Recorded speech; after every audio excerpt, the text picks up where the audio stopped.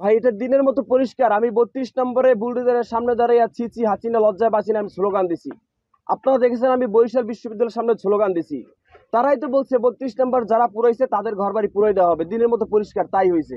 32 পুরানোর প্রথম তাদের পুরানো হয়েছে কাফির বাড়ি। এটা এই সরকারের ব্যর্থতা।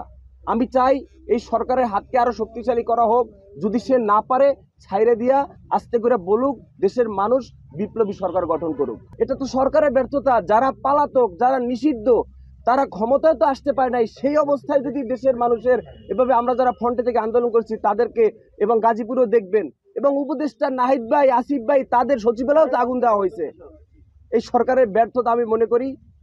আমার আলটিমেটাম 7 দিন। আমি 7 দিনের মাথায় রাজপথ দাঁড়াবো যদি বিচার না করা হয়, আমার ঘর যদি পূর্ণভাবে গঠন উঠানো শুরু না হয়। আপনি সরাসরি সন্দেহ করেন কিনা কাউকে? আমি ভাইয়া মিথ্যা কথা বলতে পারবো না। আমি কার নাম বলে কাকে বিপদে ফেলবো? আমি কাউকে এভাবে নাম বলতে বলার কোনো আমার নাই। আমি এটা তো পরিষ্কার। আমি ধানমন্ডি 32-এর সময় উপস্থিত ছিলাম। আমি গিয়া জুলাই আগস্টে বরিশাল বিশ্ববিদ্যালয়ের সামনে ছিলাম। কারা আমার শত্রু এটা তো আপনারাও জানেন।